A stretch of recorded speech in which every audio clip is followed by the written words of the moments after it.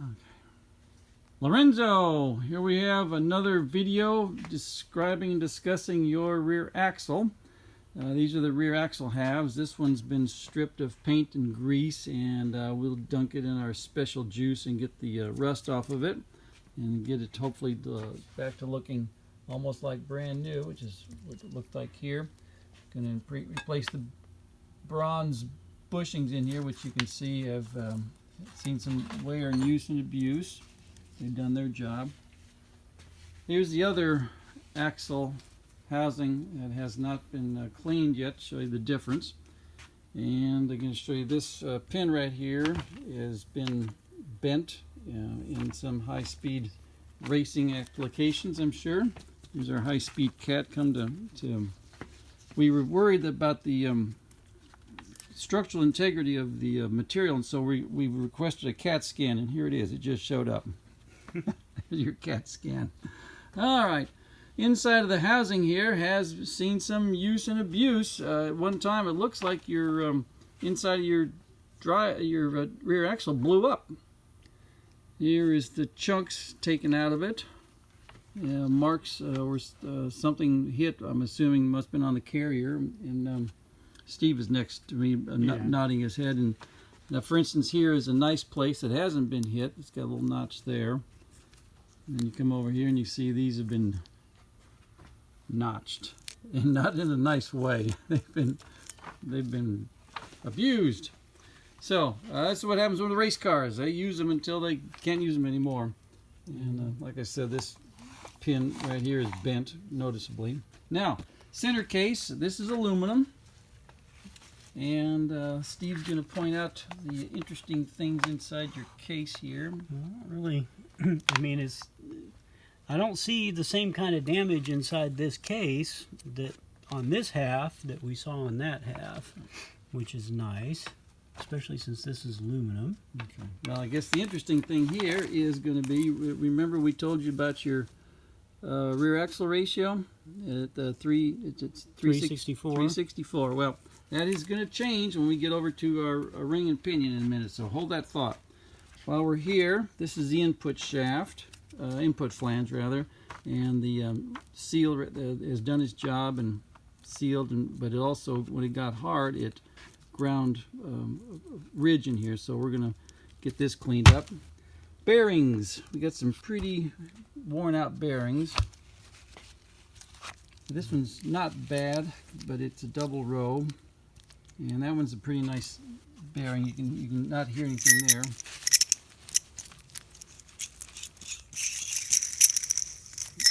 And that bearing you can hear hear that rumbling? Okay, we don't like rumbling. Same with the other ones.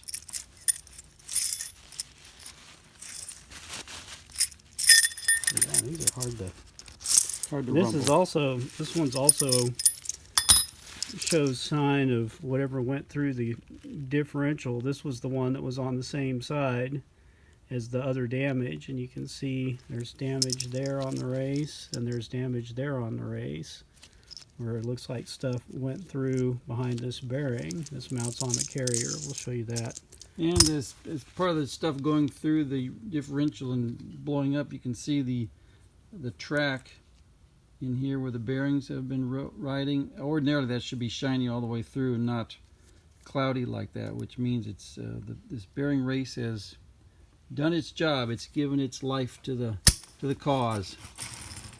Anything over here? Oh, you can show me. We managed if you'll remember when we were replacing these axle carrier mounts a while back, we had an issue with the shaft being damaged, and we couldn't really totally address it because it was holding the axle together, and we still can't make it perfect, but we have cleaned it up and gotten rid. There's no we about this. Steve machined this and cleaned this bad boy up to where it got the groove looking good. Yeah, got the groove all cleaned up, so the snap ring goes in it nicely. Got all these bumps down, so the actual slides on the way it's supposed to.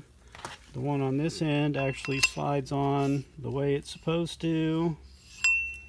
I cleaned up the groove in here, and it'll make, these are the steel bearing surfaces that the axle pivots on. These actually slide on this shaft, and they just slide when everything is right on here with a friction fit. And this is the part that goes in back where Will was showing on the swing axle. I'm at the wrong end of the table to reach that. So this all goes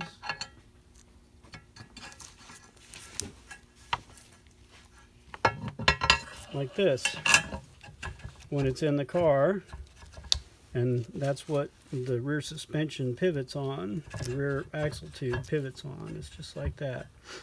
So what we will do is we will replace these, because one of them was actually seized and I had to cut it off. Yeah, I was going to show him that one. And we'll replace the bushings, and everything will be honed to fit within a 10,000th of an inch or so. Where did I put the damage one? The split one I remember seeing over there, or was it No, over here? I think I threw it. Yeah, here it is, right here. Okay. It was seized on there, so I had to abuse it.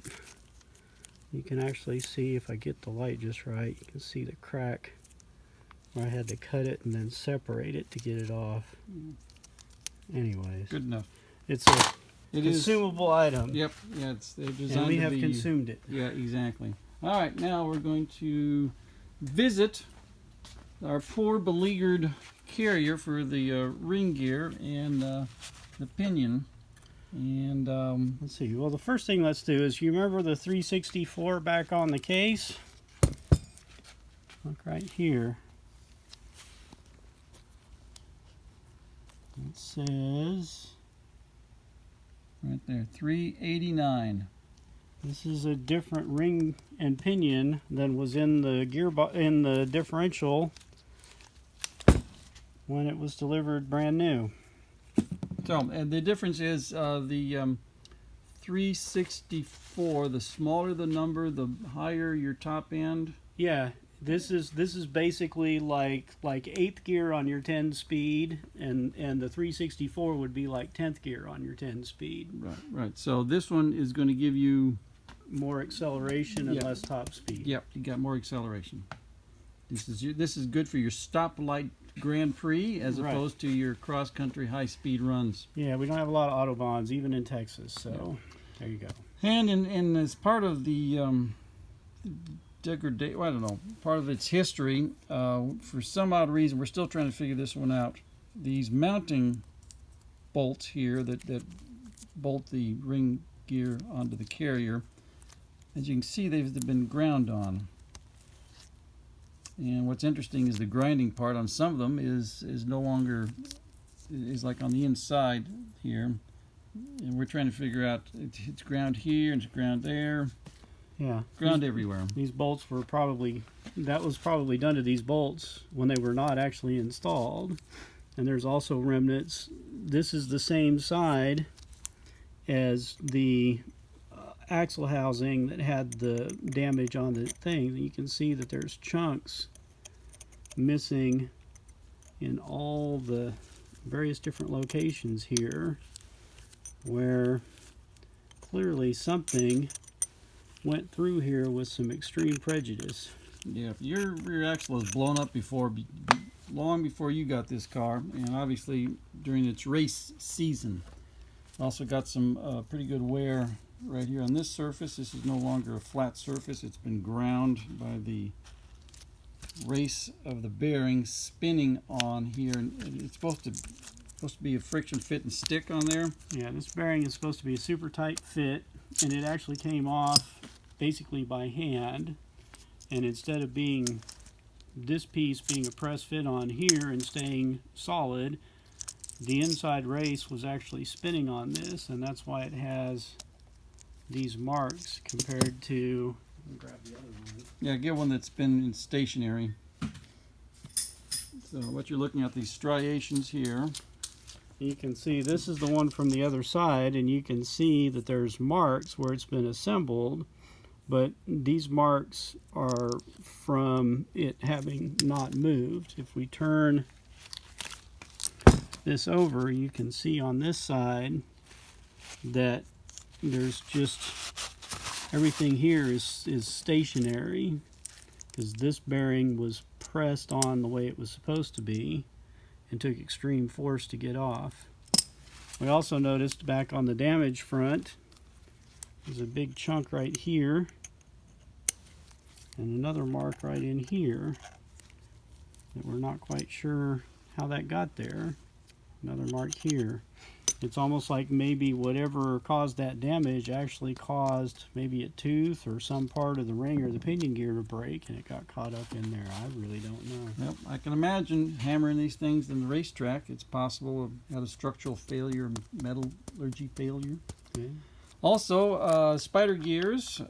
These are loose. Let's see if you can hear it and witness it. You see the movement there? That very clearly, and that is not supposed to move like that. So we want our spider gears to be, oh my goodness, that's like, yeah, that's substantial. that's too much. Okay. Yeah. Sticking with our theme here, we have the pinion gear, which is not supposed to be this color. It is supposed to be a nice shiny silver color, and this thing looks like it's been barbecued. Like maybe it ran without oil for a while. There's also quite a bit of striping on the teeth. You can see the lines that go this direction. Yeah, this should ordinarily have a nice where the contact surface is. We should have a nice, smooth, shiny, clear path right here, which would be slightly different color from where it doesn't contact, where the two sets of gears do not contact. Yeah, well, you can see a difference. If you look on these teeth, you can see the stripes. Right. And if you look on the teeth on the actual ring gear, they're closer to what you expect. They're more polished looking. Right. They don't have the same stripes. That's it. And it's kind of hard to imagine again how we got that kind of marking on the pinion gear but not on the ring gear, because they contact each other. You would think that they would match. Yeah, exactly. That's what doesn't make sense. But you can see this one's got some imperfections right here. That's like a divot on this one right here. Hold it, let me point out. You see the divot right here? That's not supposed to be there. That should be one continuous shiny polished metal surface, not with divots in it. But the other side of it is that if you look right here, see this 701? And then if we come over to the ring gear, we find the appropriate spot. It is right here, and we might have to get an additional light. No, it's perfect. You can see where you can see the 701 right there. Yep. That 701 and this 701 and this plus 17 and this plus 17 right here indicate that these came as a matched set, as an individual intentional pair from Mercedes-Benz. So yeah, which you can't get anymore to my knowledge. I don't believe they're available, so that's why I'm not suggesting we try to locate any and replace these. But that's what makes it confusing is that these are matched. This is a matched gear set, but they have different wear on them, and that doesn't make any sense how they're matched and yet they were differently. Does not compute. Well, that's the life of a race car. So next step is to take this apart. We'll replace these bolts because that's who we are. We'll put new lock tabs on. We'll take the ring gear off. We'll take this pin out, which will release this shaft, and we can get that out. So we can take all this apart and address all this play with all new shims and thrust washers and get it all freshened up. And then it'll be magnificent. All right, is there anything else we can think of that we've come across that we should mention? I'm sure there probably will be as soon as we stop the video, but that's the way life goes, right? Yeah, let's gander around.